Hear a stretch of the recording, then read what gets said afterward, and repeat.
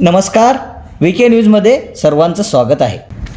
शेतकऱ्यांचा महत्त्वाचा समजला जाणारा सण वेळामुषा शेतकरी पुत्र साहेबराव जाधव उर्फ साईसर यांच्या शेतामध्ये अति उत्साहात साजरा करण्यात आला.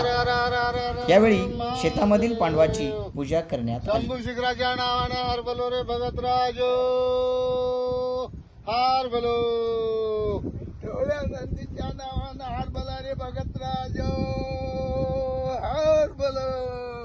हर हर हर हर हर हर हर महादेव. निळवाच्या नावानं हार बोलो रे भगत राजो, हार बोलो.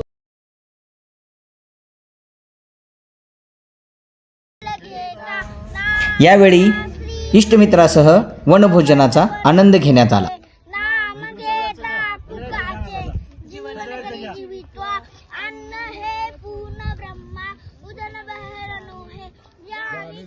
यज्ञ कर्म जय जय रघुवीर समर्थ.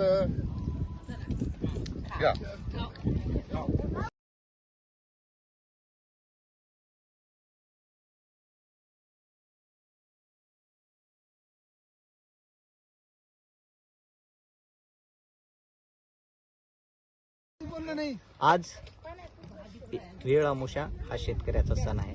आज आपल्या बरोबर किल्लारी येथील शेतकरी आहे. येळवस हे काय आहे आज आपण त्यांच्याकडून जाणून घेणार आहोत. नमस्कार, मी साहेबराव बावराव जाधव उर्फ साईसर, एक शेतकरी पुत्र, भारतीय शेतकरी पुत्र.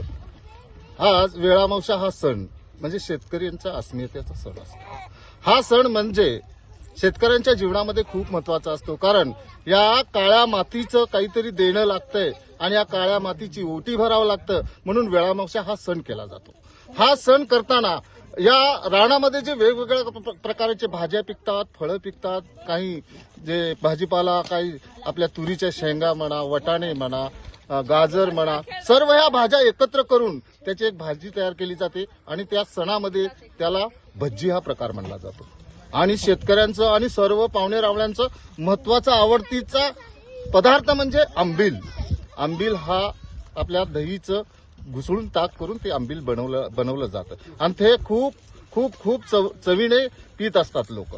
याच्यामध्ये या मिष्टान भोजन म्हणून खीर केली जाते आणि परत बाजरीच्या भाकऱ्या केल्या जातात, आपल्या मांग्याचं भरीत केलं जातं, शेंगाची चटणी, पापड, ज्या पद्धतीने आपल्याला करता येतं त्या पद्धतीने करायचं.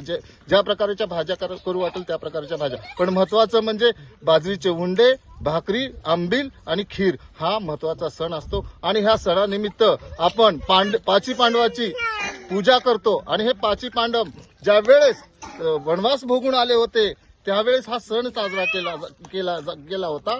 आणि हा सण साजरा करत असताना आपण त्या पाची पांडवाला प्रदक्षिणा घालून हार भलो रे भगत राजो असा जयघोष करून आपण हा सण साजरा केला जातो. या सणामध्ये आपले सगळे बांधव, आपले जवळचे नातेवाईक, मित्रपरिवार, सर्व जवळचे शेजारी पाजारी येऊन वनभोजनासाठी म्हणजे रानमेवा, वनभोजन म्हणजे रानमेवा म्हणलं जातं त्याला, आणि त्याचं आनंद स्वाद घेऊन संध्याकाळच्या टायमाला वेळेला दूध उतू घालून, म्हणजे एक परंपरा आहे, दूध उतू घालणे म्हणजे या काळ्या आईची भूक भागवणे.